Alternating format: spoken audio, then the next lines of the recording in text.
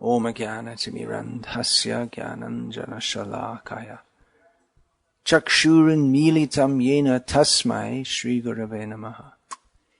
They say that this world is unreal with no foundation, no God in control. They say it is produced of sex desire and has no cause other than lust.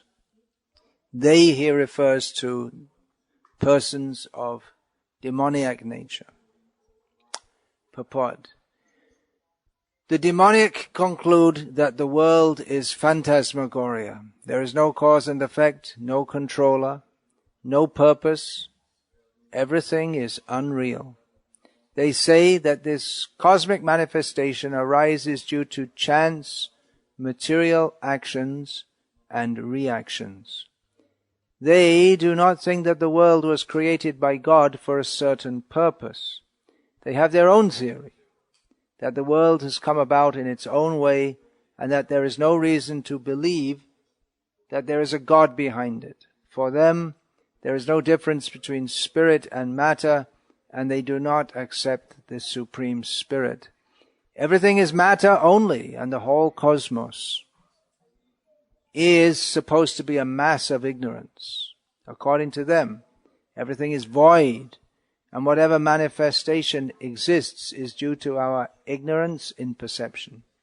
They take it for granted that all manifestation of diversity is a display of ignorance. Just as in a dream, we may create so many things which actually have no existence. So, when we are awake, we shall see that everything is simply a dream. But factually, although the demons say that life is a dream, they are very expert in enjoying this dream. And so, instead of acquiring knowledge, they become more and more implicated in their dreamland. They conclude that as a child is simply the result of sexual intercourse between man and woman, this world is born without any soul. For them it is only a combination of matter that has produced the living entities, and there is no question of the existence of the soul. As many living creatures come out from perspiration and from a dead body without any cause, the whole living world has come out of the material combinations of the cosmic manifestation.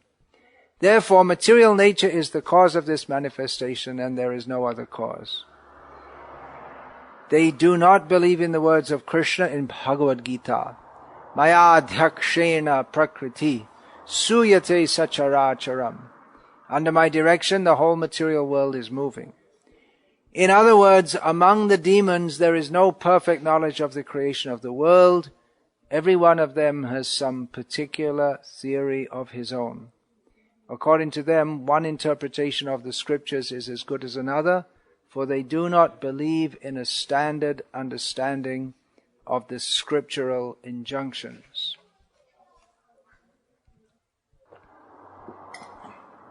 Asatyam apratishtam te jagad ahur anishvaram aparaspara sambhutam kimanyat kama hetukam. They say that this world is unreal, with no God in control.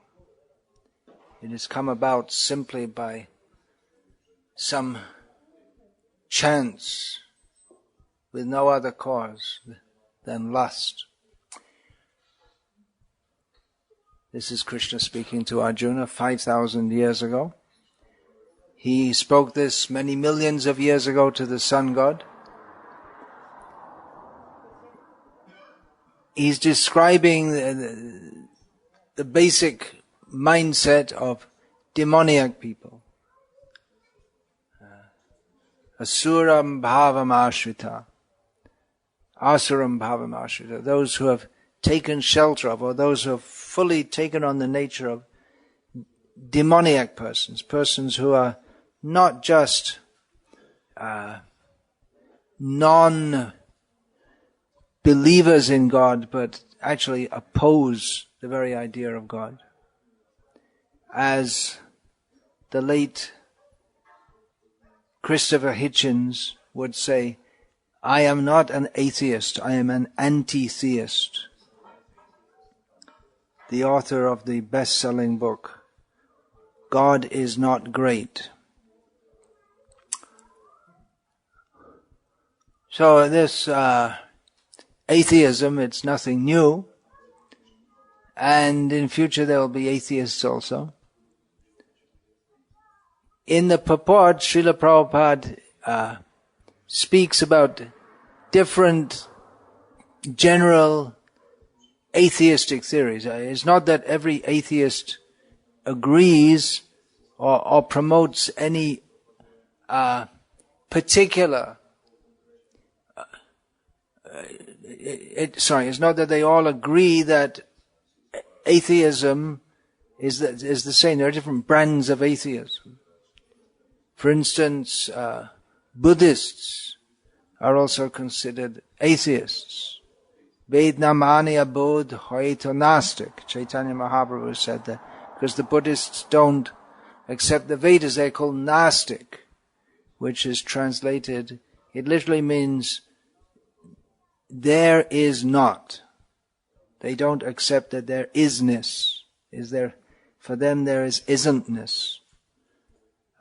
So that word is translated as atheist. And actually Buddhists, they don't accept the existence of anything transcendental. What to speak of transcendental person, personality of Godhead.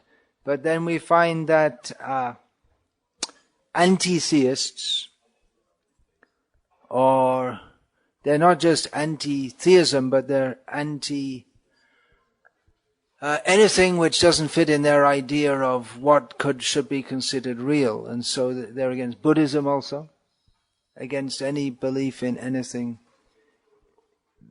which they don't consider scientific. The present dominant mode of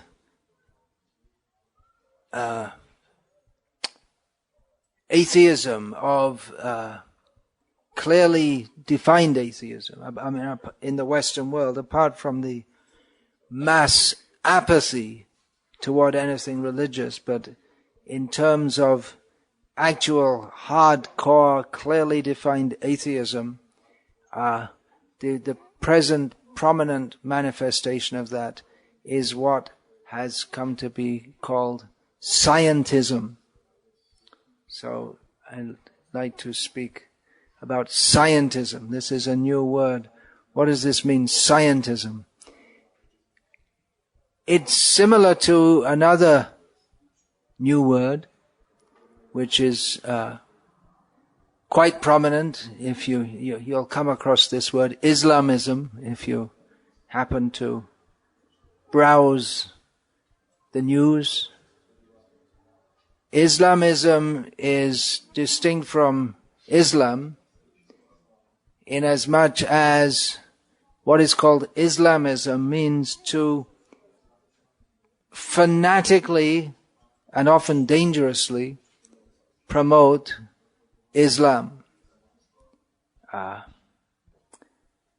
So Scientism is a term which is not as well known as Islamism, but it's distinguished from, the term Islamism is distinguished from the term Islam with the idea that Islam, well, okay, that's all right. It's okay to be a Muslim. We have nothing against that. But this kind of fanatical and often dangerous, life-threatening promotion of Islam, that is called Islamism. So Scientism is a term which is used by people who are similarly disenchanted with the promotion of science in the name of science.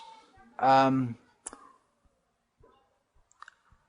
whole outlook which is more than what should be the boundaries of science.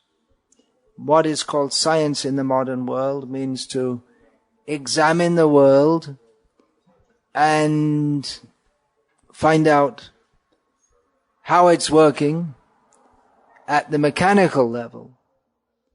But scientism is a term that is applied to the doctrine that science can explain anything, and the fanatical promotion of it, that if you don't believe this, then you're just like in Islamism. If you don't accept this, then you are persona non grata, you are stupid, foolish. In Islamism, you may be fit to be killed, although scientism doesn't promote that.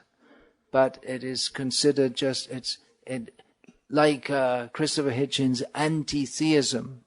It's something which should be blotted out of people who don't accept the idea that science can explain everything and has already explained the most important questions. Such persons, even though there are many of them, are enemies of the progress of the human race. In a recent interview,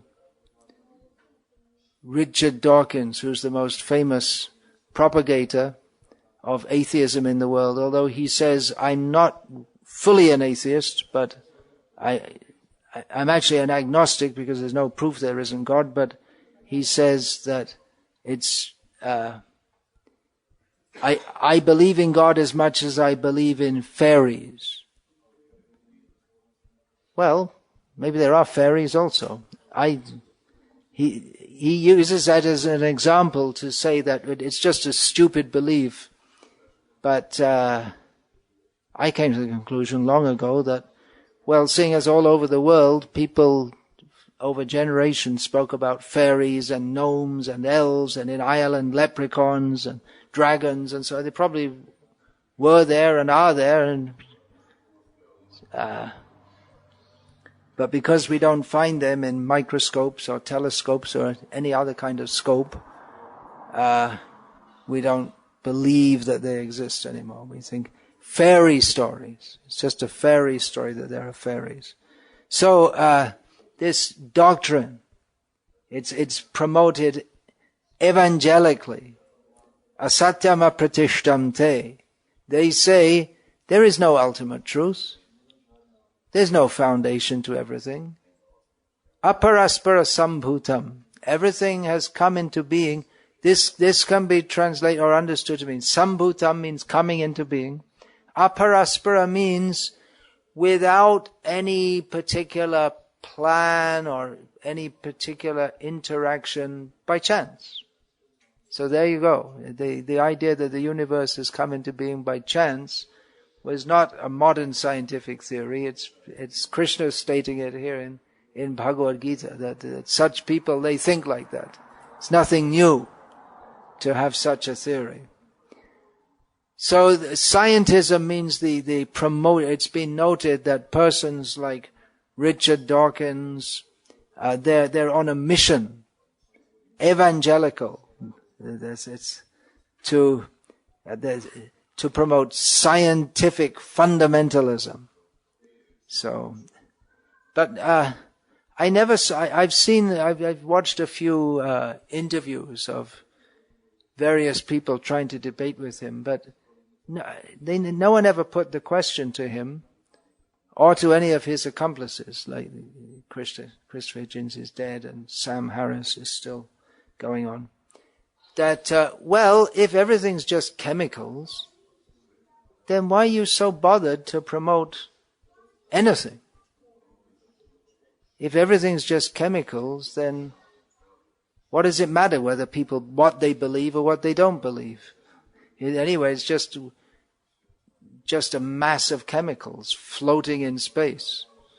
So what? And why are you so worried to investigate it and find out? You say, well, improve the human condition. What's the point? What's the point of improving? It's just some chemicals that come together for a short time and separate again. And why? What's the point of improving? What's the meaning of improving the human condition? So no one had the No one even thought about that, to even ask him that. So, we should be concerned with such things, with such matters, as Srila Prabhupada was certainly concerned with such matters. Srila Prabhupada noted that this cheating of the scientists are cheating others. We can admit that they have made certain technological,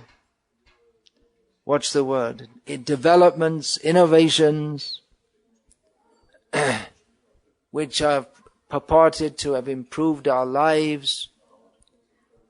But that doesn't give them the right to deny that there's any supreme controller, or to talk about the meaning or the purpose of life or any such thing.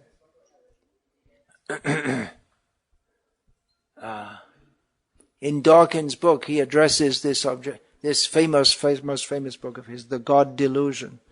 He addresses the question, then what is that without belief in God, there's no meaning to life?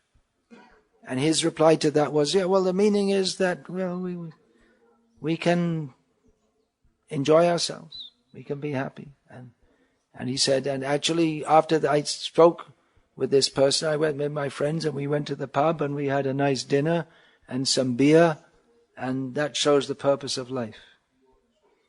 Very weak, very weak. In fact, I read that whole book, and very, very weak. So in the name of science, there are so many problems, philosophical problems with their theories, but it's a center of Kali Yuga mentioned in the 12th canto of Bhagavatam, that darshtatvam dharma evahi, that something will be established as fact simply if someone insists on it enough. If you say, yes, I am God, and then he starts to believe it himself, and other people start to believe it, just by assertion, just like topical point, the Russians are evil. They need to be attacked. The Western world has to bring its forces together to attack Russia. It's all propaganda. Just by propaganda, they want to get in the mind. They want to spend billions of dollars so they can kill a bunch of people. The taxpayers don't think, well, they could use that, for instance, for giving us our pensions and for giving better hospital services and better education for the citizens. I think, no, we're going to stop those Russians. So just by propaganda, they mislead people. That's maybe a controversial point, but you can see it's quite clear that how the mass media manipulates people. Or a less controversial example, Coca-Cola or Pepsi-Cola. Just by advertisement, people buy it. Otherwise, no one would ever buy it. So it's just promoted. Coca-Cola. People think, oh, Coca, and then they go and buy the Coca-Cola. Just by propaganda. So by propaganda, they talk about Big Bang and so many things. And then people believe it. And because Dawkins is convinced, yes, this question was put to him recently, that, well, do you believe that if all religion vanished from the world tomorrow, it would be better? The world would be a better place? So it's obvious what he's going to answer. Yes. But because he says so, is that a fact? Actually, maybe it's true to a large extent. Because what goes... He and his ilk make a major philosophical mistake, which, again, no one seems to have noticed, that they conflate the concept of the existence of transcendence and the supreme transcendence, the supreme controller. They conflate that with the manifestation of religion as it's seen in the world today, which is not necessary. Even if religion is bad, which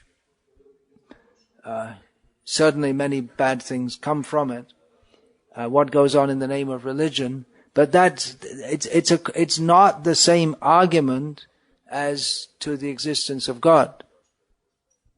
Just like my father may be a very bad man, but that doesn't, whether he exists or not, doesn't depend on his character. So, how could my father be such a bad man?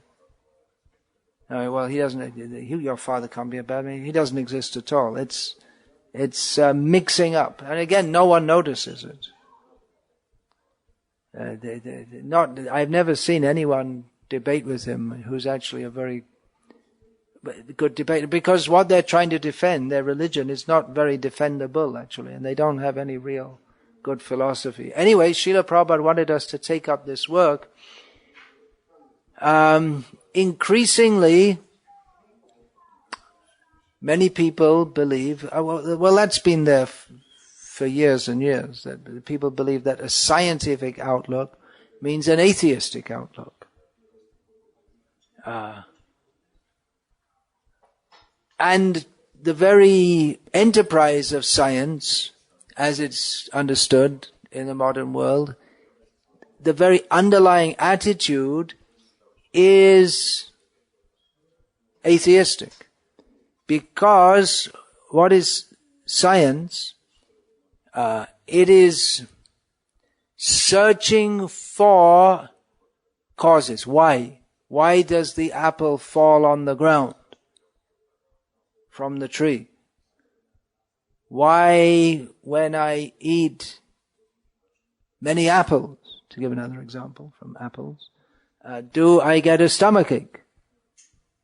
So it's searching for causes in natural terms rather than supernatural terms. Of course, the apple falling from the tree, Isaac Newton was a theist.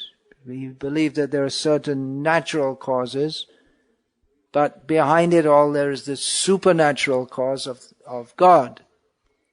But as science has progressed, hear that term progress. The word is used progress. In other words, built into the whole concept of science and built into the whole concept of modern civilization is the word progress. That things are getting better. And it's used so universally that we just take it for granted. With the progression of civilization, with the progression of, this is the way the English language treats science and civilization. The inbuilt concept that things are getting better. So with the progress, we can also use the word progress in terms of its development in course of time. With the progress of science, it has become increasingly atheistic, and Dawkins' claim is that there's no need to believe in God because science explains everything. You don't need a God to explain anything, because science explains everything. We know that this universe came into being from a Big Bang, and we don't know how the Big Bang happened. We have absolutely no clue whatsoever, or what was before the Big Bang, or how or why it banged. But apart from these minor questions, we can explain everything. So it's missing a lot, isn't it? But there can't be any supernatural cause. Well, why not? Because we said so, and we're scientists, so we know. I often thought about this Big Bang theory that they say because according to their theories, the universe is expanding. So that means that originally it all started from one point. But there's a big problem with that just by seeing an effect, you can't always understand its cause. For instance, if you saw a butterfly and you didn't happen to know, you never went to biology class, how would you ever come to the conclusion that that butterfly a short time ago was a caterpillar? It's not simply by backward extrapolation. How would you understand that the caterpillar turned into a butterfly or the tadpole turned into a frog? The tadpole doesn't look anything like a frog. So if you look at the frog, how would you understand it came from a tadpole? Or even that, even if you saw a grown human, how would you, just by backward extrapolation, understand that it came from an embryo in the womb? So there's a lot of guesswork there. Anyway, the whole endeavor of science is to explain everything in materialistic terms. Scientism is wholly materialistic, using the term materialistic in the philosophical sense. Usually when we say materialistic, we talk about someone who's interested in getting lots of money and enjoying life. But materialism in philosophical terms means the position that there is nothing but matter. There's nothing beyond matter. There is only matter. There's no superior nature or spiritual nature. There's only nature. There's nothing more than that. Srila Prabhupada would say whose nature? If we talk about nature, it should be someone's nature. Nature, in Sanskrit the word is used prakriti, or for energy, shakti. So, prakriti, that is always linked with purusha. Nature is the nature of someone. Prakriti is female, Purusha is male. Shakti, energy, means there's a source of that energy. Shaktiman. Where has everything come from? If we ask where has everything come from, they'll say nothing. It's just there was a nothing and there was a big bang. It's a belief. They present it as scientific, but it's a belief. They believe that we have absorbed the universe and we've all come to, it's called the Big Bang Theory. In science, theory means, it's not, they try to distinguish scientific theory from just some guesswork by saying that a scientific theory means that it's accepted by, it's a generally accepted proposition, accepted by many experts in the field by studying the available data.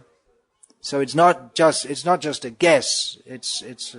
And it can be used for further scientific investigation, just like it's still called Darwinian theory of evolution. So that is used as a broad template for explaining all kinds of different things. For instance, various fossils that are found here and there, and why we have molar teeth, and all kinds of different things. It's all explained according to evolutionary theory, and it all seems to fit to some people. So they have, but basically it's a belief which they promote as if it's a fact. The scientismists, they promote that this is science. They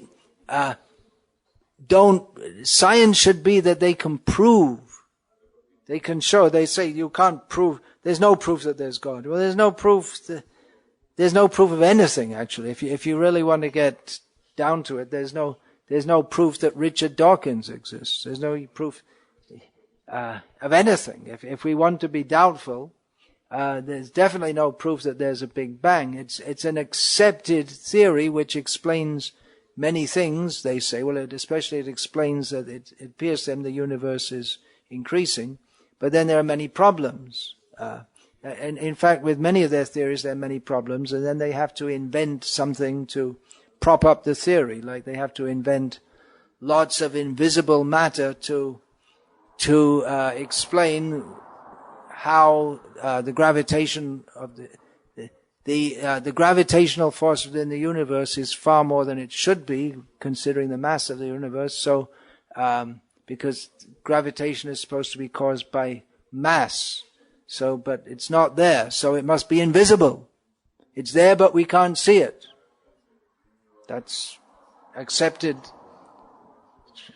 That's absolutely accepted scientific theory. They won't put it so bluntly like that, so it sounds stupid, because it is stupid. And now they have also, they have dark mass, now they have dark energy also. There's a lot of energy out there it's a lot of energy, but we can't perceive it in any way whatsoever, except that we presume it's there. It's a belief.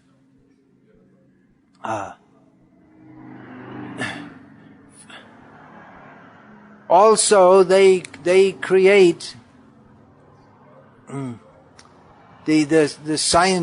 promoters of scientism. They say that, well, this world is so full of suffering. Why would God create that? If God is good, that's why Christopher Hitchens comes up with the theory is God is not good, because they presume that God is there and He's supposed to be all kind. Well, why would He create a world full of suffering? And different theologians have different theories about that. When Pope Benedict was asked about this, he said it's inconceivable. We can't understand it. In Islam, some they say that what is it? Oh, I had it in my head, I forgot it. They say that God created the world like this. Actually, I can't remember. Sorry. Maybe some other time I'll remember. They have some kind of reason. But they don't actually understand that we make our own suffering. God is good. We are not good. It's not that we are good and God is not good. We are good. We'd like to live very peacefully and happily, but that jerk up there made it bad for us. It's his fault. And then some people, well, there is no big jerk in the sky. We're just a bunch of chemicals, and we're here, so there's no need to believe in any God. Another point, the atheistic scientists bring up that if there's a God, why did He create a massive, incredibly complex universe wherein life on this planet is a temporary chance manifestation? Because from what they can see in the whole universe, there might be life on other planets. They're increasingly open to that possibility, but it's very rare. And life on this planet, according to them, is also it's come about as a temporary manifestation, and it won't last very long, because when this planet first came into existence, the conditions on it were not conducive for life, but gradually life came into being. But after some time, the conditions on this planet will change, the temperature will change, the atmospheric pressure will change, so many things will change, and then life won't be supported. So life as we know it's just a temporary thing on this planet. So it's obvious there isn't any God. It's just something which came about, and this whole idea that Jesus came to save us. Well, why did He create so many? Why did God make so many planets and stars, and then just on one little planet there are a few people, and Jesus came to save them? And the rest of the universe is just God was tinkering in His laboratory, and eventually, with one of the planets, after many, many tries, He got it right. He created a world in which people could be born, so that if they didn't believe in Jesus, they would go to hell, and the ones that did believe in Jesus, they would go to heaven. So God the Father is like some mad scientist in the sky. They point such things out, and it's very difficult for the Christians to defend. And they point out all kinds, not only the atheistic scientists, but atheistic theists. How about that one? Theists who were theists. But then they come to study the Bible, and they find out there are so many problems with it. This Richard Dawkins, he said that in his God Delusion book, I can't remember the whole sentence, it was quite a spectacular description of the God of the Old Testament being a nasty, vindictive, dangerous. He had a whole long sentence with many adjectives like this describing the God of the Old Testament. So there are many problems which people who come to study the Bible, they come to find out. Just like, for instance, the first 5 books of the Bible are all supposed to be written by Moses, but according to scholarly analysis, they must have been written by several different people. And even within the description in the 4 Gospels of Jesus, there are great differences in certain key episodes of the life of Jesus. They describe it quite differently.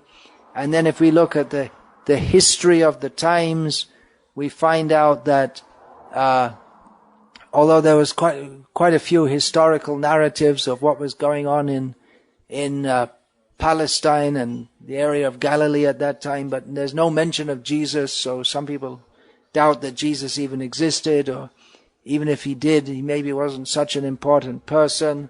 And there are so many problems. There are problems with the morality of the Old Testament, especially.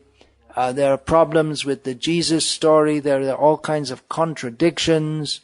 The animals went in 2 by 2. But then after that, shortly after that, it says they went in 7 by 7.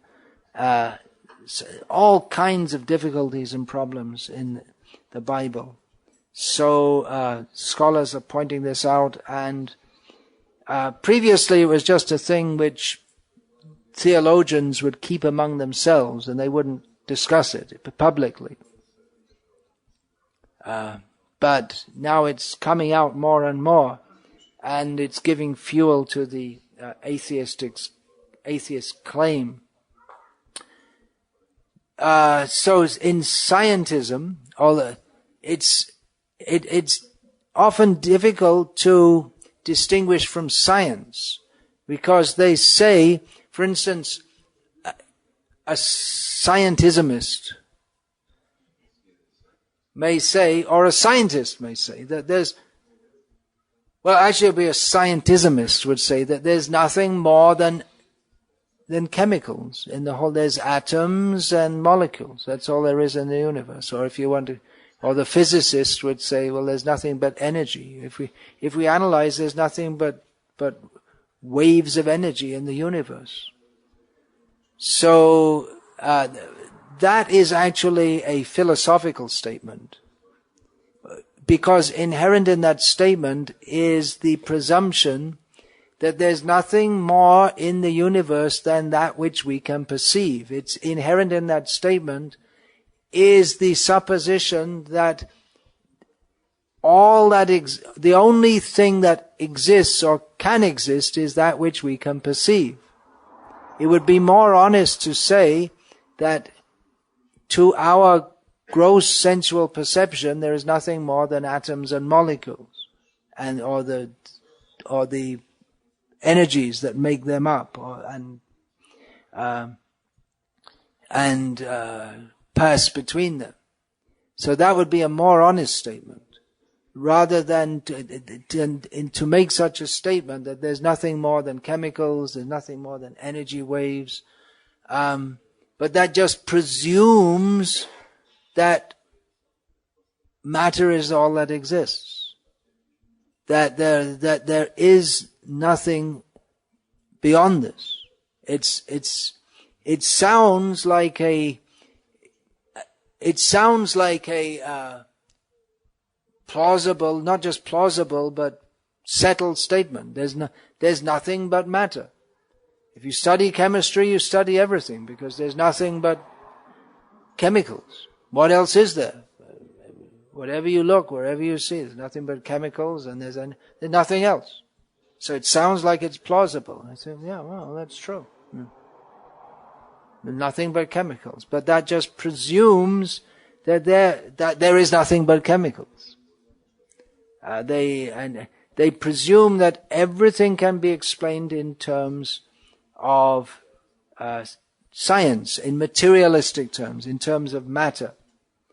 Now, Srila Prabhupada would often point out that there is the phenomenon of consciousness, which is independent of matter. And he would give the example that when a body dies, the same chemicals are there, but the consciousness has gone away, which means that the consciousness is a separate entity than the matter which it previously energized. But scientists, or I guess I should say scientismists, although there is, well, we can just in general say science. Certain science, they say that consciousness is a function of the brain. And they want to give evidence of that by saying that when a person dies, the brain waves stop and there's no consciousness. So that means the consciousness is a function of the brain. And by applying electromagnetic forces to different areas of the brain,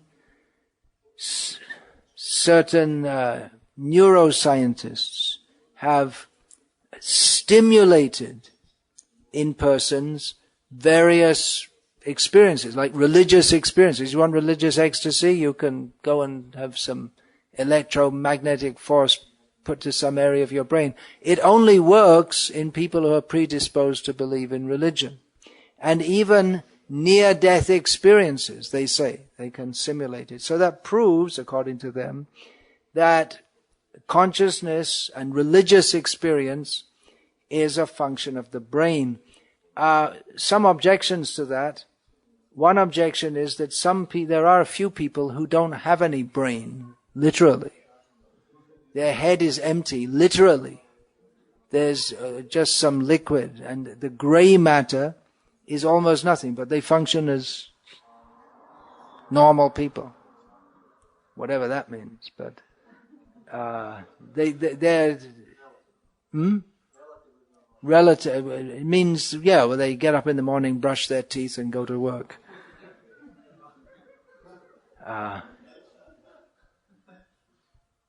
Another objection to that is, okay, what if a man is hungry and you stimulate him to feel that his belly is full? And you go on doing that until he dies of starvation. What does that prove? That the stimulation, you're stimulating in him something, but it doesn't, the stimulation in and of itself does not correspond to the reality of his situation. So simply by stimulating different things in the brain, you may be able to produce some thought, but that doesn't necessarily correspond to the reality of his situation. A yogi, if you give him, say,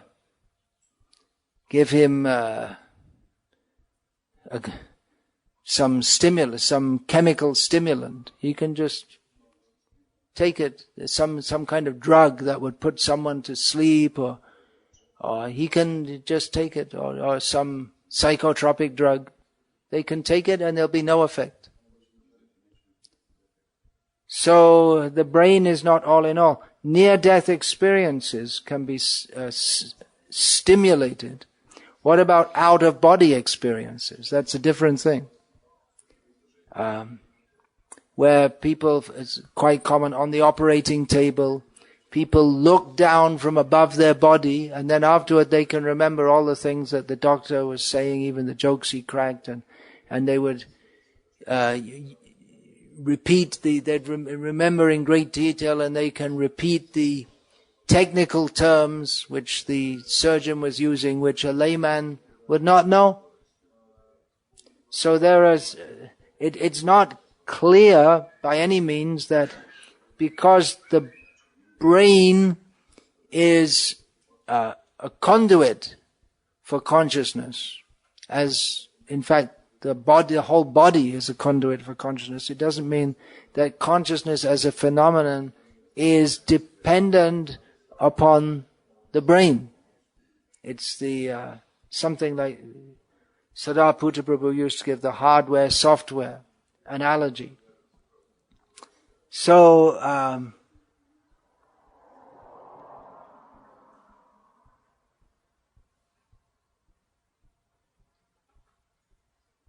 well, that's anyway, this is the kind of challenge that scientists will bring up. They will say that, you see, that consciousness is just a function of the brain, and people who are not trained in this, who to go any deeper, they will accept that.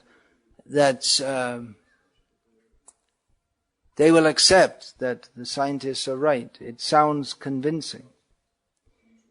So, there's no doubt that science and science's corollary, technology, has had a tremendous influence on the world in which we live today. It's undeniable. The scope of knowledge makes what was previously considered knowledge seem to be childish, primitive. Previously, people used to believe that knowledge comes from the Bible, and what the priests and the church say, that is knowledge. But that was turned upside down by, for instance, Galileo looking through his telescope, and the idea of a geocentric universe, the Earth is in the center of the universe, got thrown out. And that was a major turning point, actually, in the cultural history of the Western world, or civilization as it's called. Generally when in the Western world, when people talk of civilization, they mean the Western world. They're just overlooking the fact that there were developed civilizations, even when man in the West was going through the Dark Ages and so on. So science and its discoveries has vastly changed the world. It's very different from the world of today, is very different from the world of 1,000 years ago, 500 years ago, even 200 years ago, in terms of the way we live our lives and the way we perceive the world. I just made a actually very short list of a few of the things which, if we mention such terms, we're all familiar with them, and we all accept that they're acceptable, that they are part of the world and what makes up the world, but which people just a short time ago had no idea of. Some examples: atoms. Atoms, as they are now accepted to exist, were accepted to exist only in 1900. And then molecules. We all have some idea, So if we say atom, molecule, even if we're laymen, we all have some idea of what this means. But previously people had no idea of such a thing. Species, you may say. Previously there was no such idea of different species. Cells, talking about this, biological cells, people had no idea of any such thing. Genes, germs.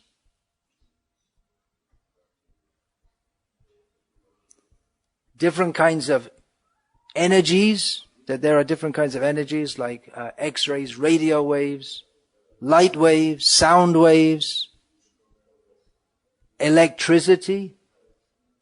We can hardly imagine a world without electricity, but previously people had no idea that there was such a thing. Calculus, going back more in time, mathematics based on what we call Arabic numerals. Previously the Roman system of numeric system is, you can't do mathematics with it. We just take it for granted, but in the Western world it wasn't there since it was brought from the Islamic world. Injections, medical injections, no idea of any such thing. Pharmaceuticals, space travel, then less exotic than space travel, bicycles, automobiles, factories, the periodic table, great breakthrough in understanding the way the world works, formulating a periodic table. Gravity, then some terms which are maybe not so well known, valency, isotopes, entropy, redshifts, all these very important concepts in understanding the world around us. Then microscopes, telescopes, laws of thermodynamics, anatomy. People didn't know what was inside the body because they didn't cut up bodies.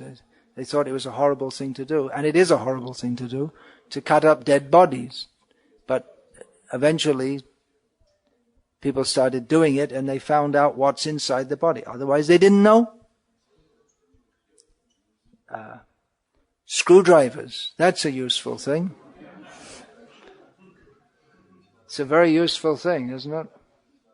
Screwdrivers. What to speak of chainsaws. If you have to chop all the wood for the winter by hand, it's a big job. Keeps you healthy. Takes a lot of time. Chainsaws makes it much quicker. Matches. You say, well, when you say screwdrivers, matches, you think, well, it's just such a basic thing. You know, why even mention it? But it's all come about due to science and technology. It's changed our life to have fire easily available. We just take for granted matches. But the invention of matches greatly changed the world.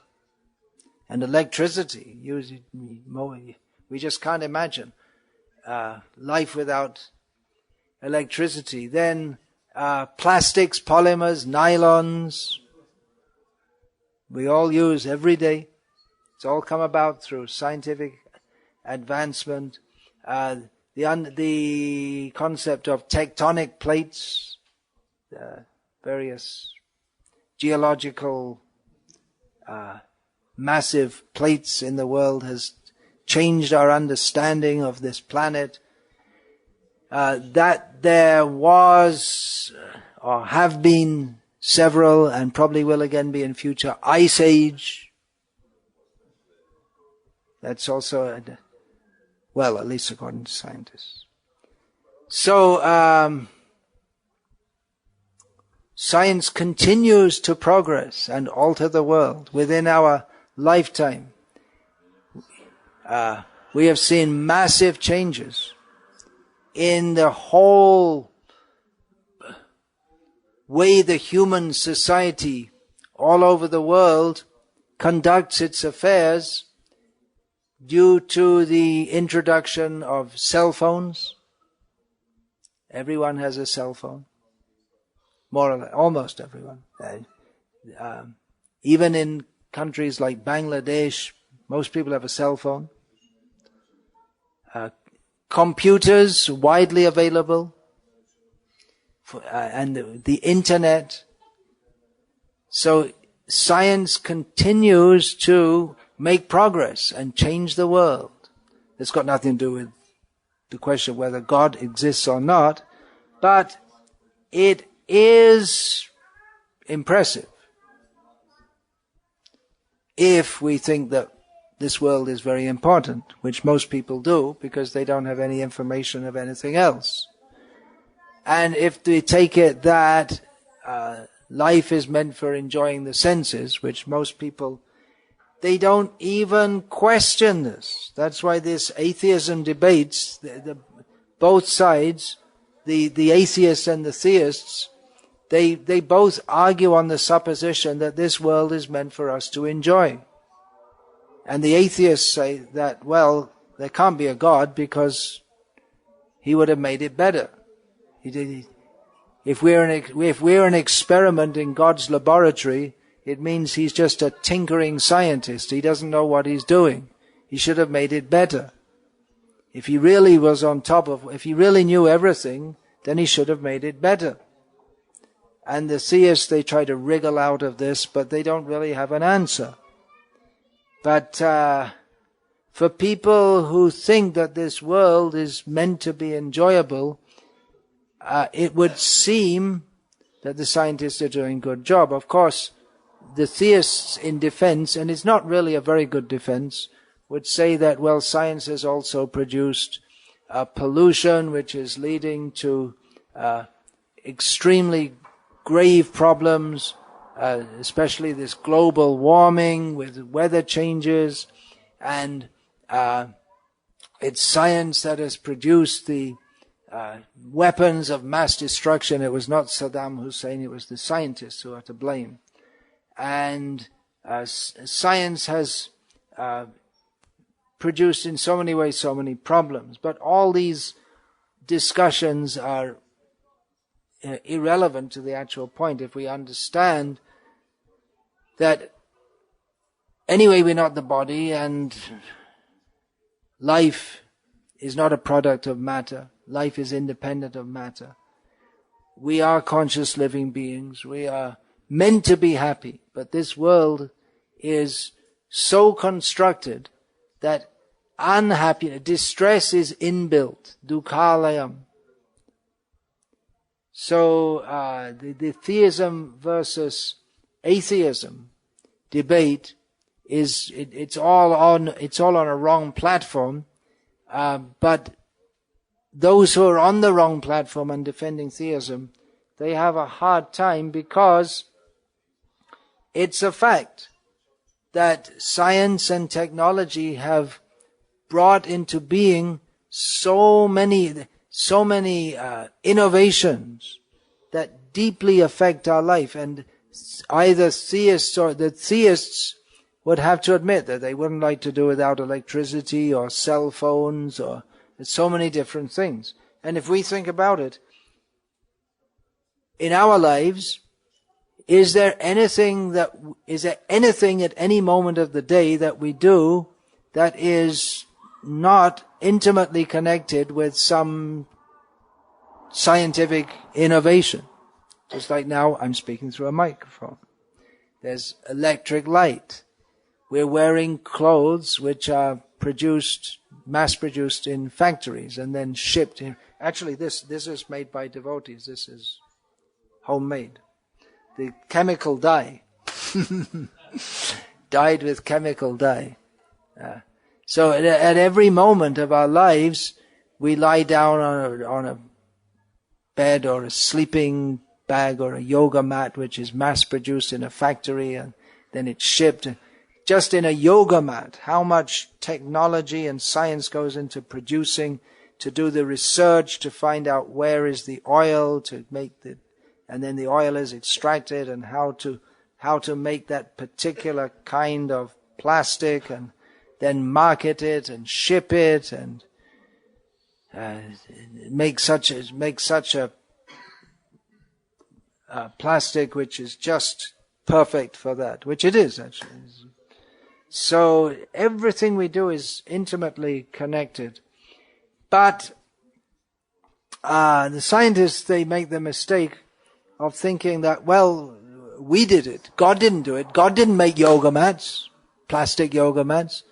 He didn't make electricity. We did it. It's all by man's effort. The scientists are very proud. We used to hear that man will conquer nature. We'll bring nature completely under our control, so there'll be no problems caused by nature. But of course, they're finding out that's not possible.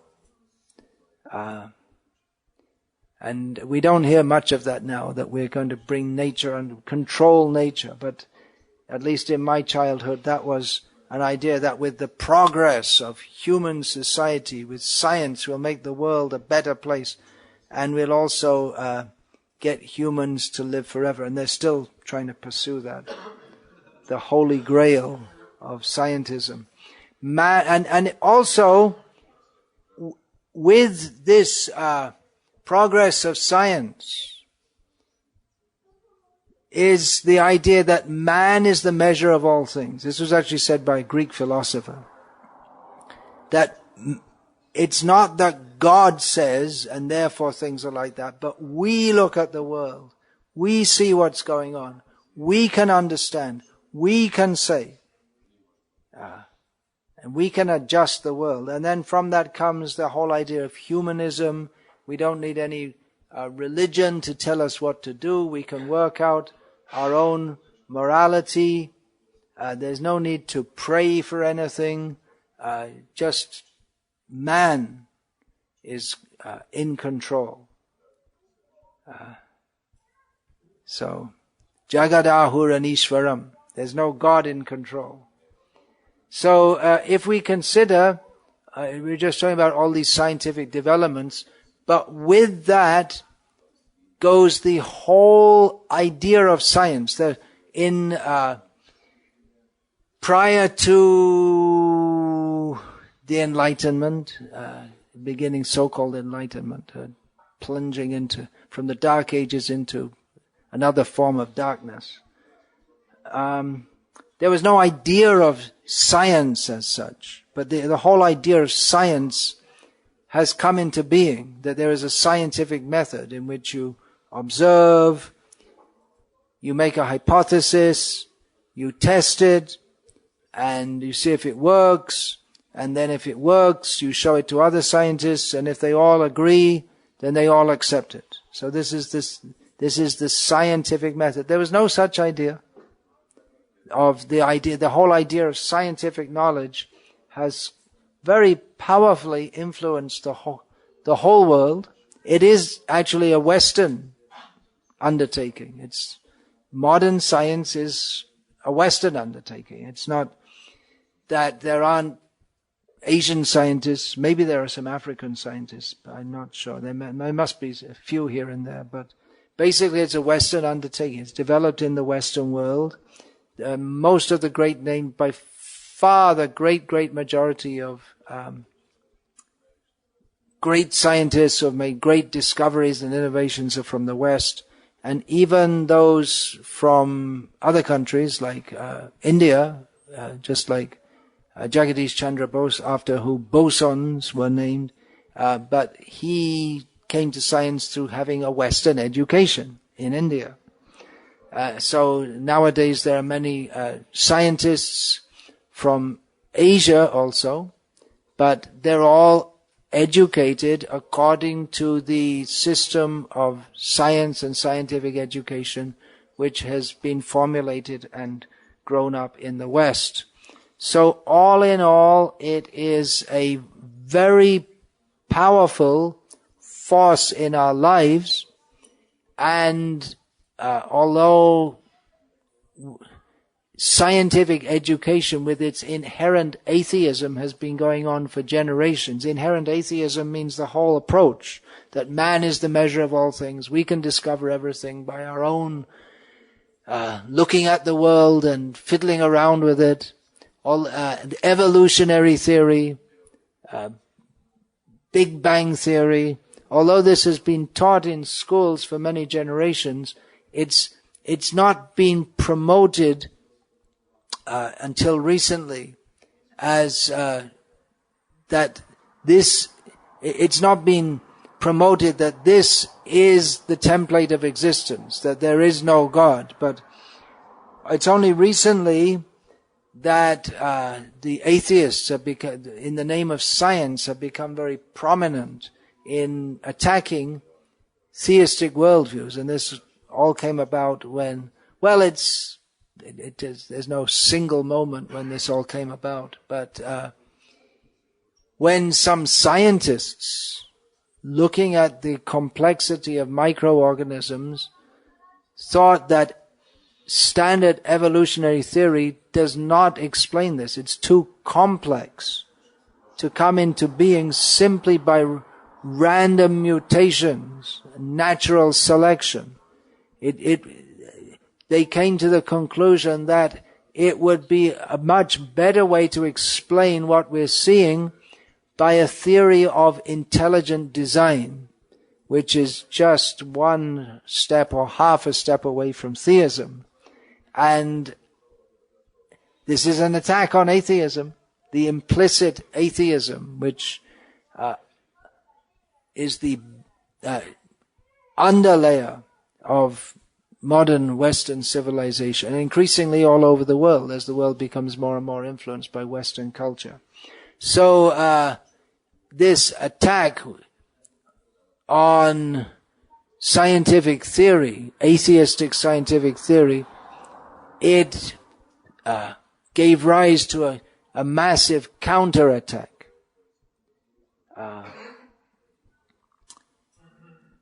In which what was previously implicit is now being explicit. In other words, if we study atheistic theory, if we study if we study science at school, then no one tells us that exactly, well, actually atheism is the real thing. But it's implicit that actually there's no need of God or any such thing. It's understood. But many people, they study that and then they go to church and they never really think about it very much. But now the atheists are becoming very strong that we don't need God we don't need this idea of God. That's some primitive idea. We can even if we don't understand everything, we can't explain everything by science, but gradually we're understanding. Previously there are so many things we didn't understand. Gradually we're coming to understand. So things we don't know now, we'll be able to explain in future. He speaks of the God of the gaps. That if you can't explain something, just say, well, God did it. The theists, they'll say, okay, we accept Big Bang theory. Okay, give 1 point to the scientists. But God made the Big Bang. They say, this God of the gaps. You don't know, so you just say God did it. But we'll do more scientific and research and we'll find out that actually anyway, at the moment they say it's a singularity, which means they haven't got a clue about what or how it came into being, if at all it came into, they just presume it came into being. But basically their theory is that there was nothing and it exploded.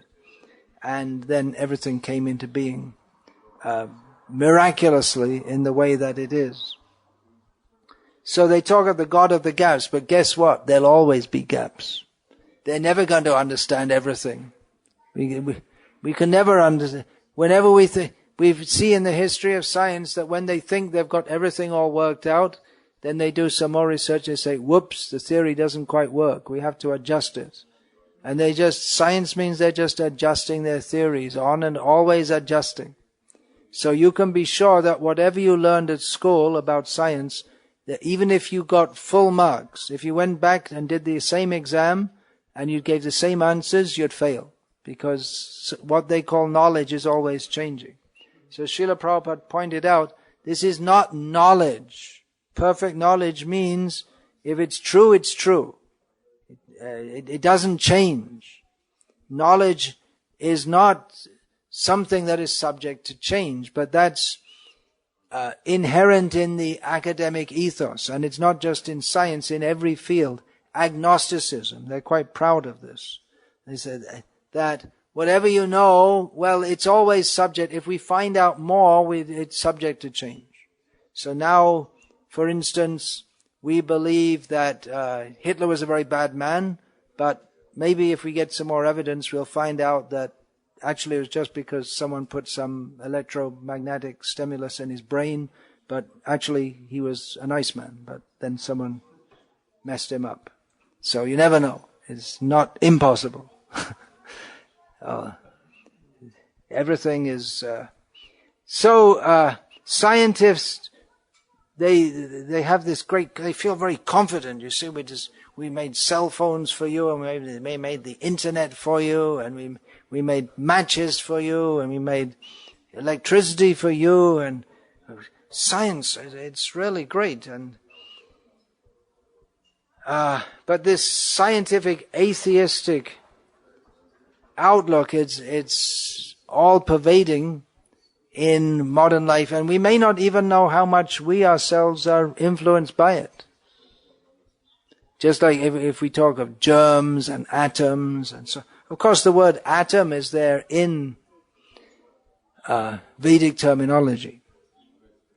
I'll get back to that later. But this whole attitude that goes with it, that we are here on this planet and we can discover everything. There's no need and there's no point in trying to get to accept scriptural knowledge. The idea that there's some transcendent entity that gives us knowledge. I mean, look at what they got, the Bible and the Quran. It's okay, that the attempt at explaining the world of the authors of the Bible and the Quran, that it's understandable that people at that time who didn't have scientific knowledge would believe such things.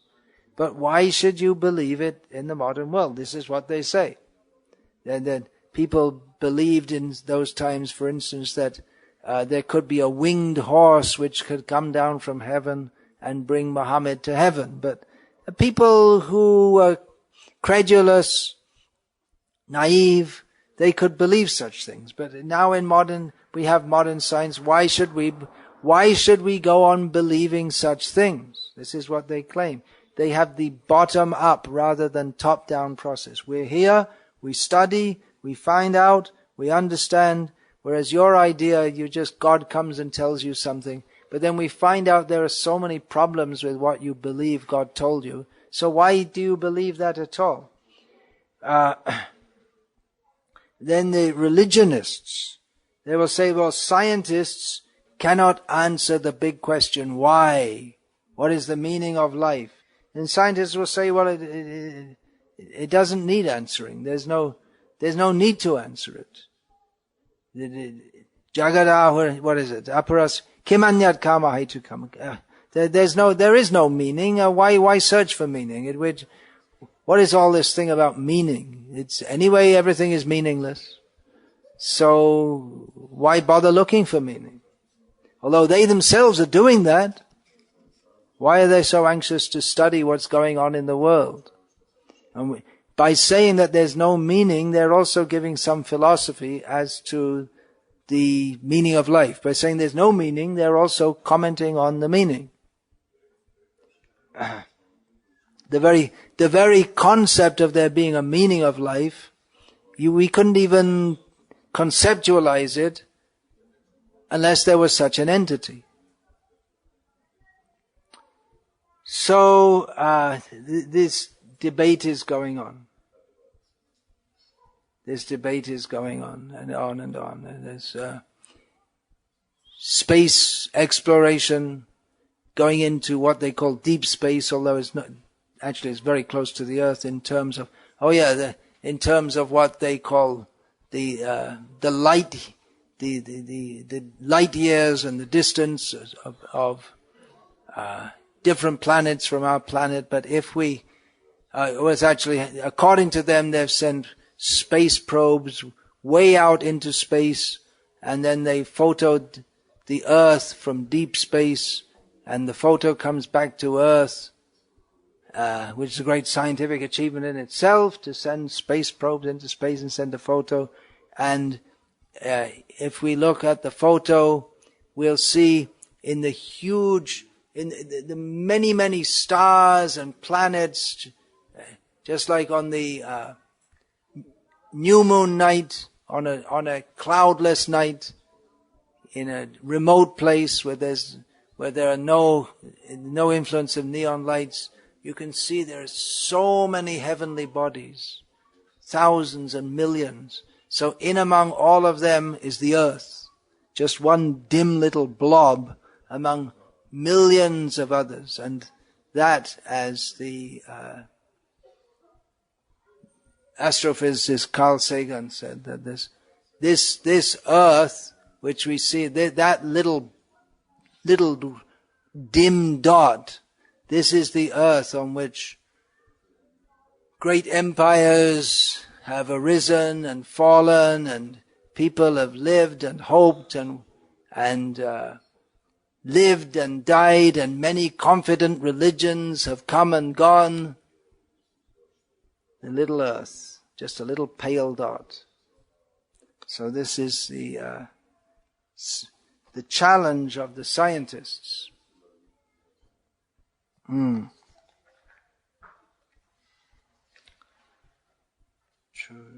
3. Yeah, the scientists, they challenge that this the biblical description of the origin of man. It's ridiculous. Adam and Eve. There was Adam, and then from his rib, God created Eve, and then they had 2 sons, and one killed the other. And then Cain and Abel, and then Cain, he had children. Who did he have children with? Who was his wife? There was only his mother, the only woman around. That's not explained. It's another biblical anomaly. God made everything in 6 days, and then he was tired. But there weren't any days before there were planets, because time is measured in the motion. Time is measured according to the motion of different relative objects, which is also given in the Bhagavatam, that time is measured according to relative motion of objects at the micro level and at the macro level. But there couldn't have been any days before God created anything. So the claim of the scientists is that if these people, they say that the Bible and the Quran, it's all coming from God, it's all divine, it's divine knowledge, we should accept it as it is. But if they have such bad theories, bad answers, based on primitive, uninformed legends and guesswork, if they have such bad understanding of the universe, then why should we take seriously their answer to the question about why anything exists? Why should we take seriously that there is God? If God gave them this Bible in which there are such primitive stories, then why should we accept? Actually, we don't have a problem with this, but the attack on, the atheistic attack is mostly on Christianity and to some extent on Islam. But I'm just going through what they're saying. So it's a very strong attack that they make. And Dawkins, he's always astonished when he sees that despite all the evidence to the contrary, according to him, there are many people still believe in God. That's why he talks about the God delusion. He considers that people believe in God, it's due to something got messed up in the evolution process. And that many people, they have some gene, some unidentified gene, which they'll discover in future, which makes them believe in God. But it's actually, it might have been favorable at some point in man's evolutionary development to have such a belief, but now it's time to evolve. And if they can find the gene, maybe they'll zap it out of people so they won't believe in God anymore. And he's particularly astonished that how can scientists believe in God? How can you, with a degree in science, still believe in God? There's some antiquated belief system. And if we see that among people who state themselves to be atheists, we'll find that the more educated people are, especially in science, the more percentage of atheists there is. So they state this to suggest that, you see, well, if you get science, the more you know about science, and then you understand the world as it actually is, because science explains the world as it is. It explains their atoms and molecules and reactions and X-rays and thermodynamics. So the more you know about the world as it actually is, explained according to science, then very likely you're going to be an atheist. Of course, that doesn't really, that's a false argument, because there's a whole concept that goes with scientific education. It's just inbuilt that man is the measure of all things, that man by his own intelligence can understand everything, and gradually is understanding everything. So that many scientists are atheists more than others doesn't actually establish that science establishes atheism, but rather it suggests that scientism promotes atheism. But scientists, they're considered that they're very intelligent people, which from a certain perspective is true. Very logical way of thinking. Well, science is supposed to train a logical way of thinking. But scientists are also human beings who have ambitions, biases. Their predisposition is to, if they have a theory, to accept what is evidence that will support that theory and to reject evidence that goes against that theory. And there's what Sadhaputta Prabhu called the knowledge filter. There is actually a tremendous body of knowledge which opposes the tremendous amount of geological evidence which opposes the supposed geological evidence for the theory of evolution, biological evolution. But the knowledge, as they point out in their book, Forbidden Archaeology, that knowledge is filtered out. So I'll continue with this tomorrow, Krishna willing. And now we can have Arati. Hare Krishna. Not much talk about Krishna this evening. Huh? Talk about science and this and that. Prabhupada wanted it. If we're going to convince others about Krishna, they may have to be deconvinced about all this stuff. So we should discuss this. Krishna discusses it. Asatyam apratishtamte jagadahuranishwaram aparaspara sambhutam kimanyat kamahaitukam. This is what the demons say. There's no God. There's just nature. Just goes on like that.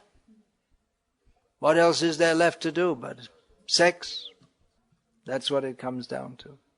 So we should understand these things, at least to some level.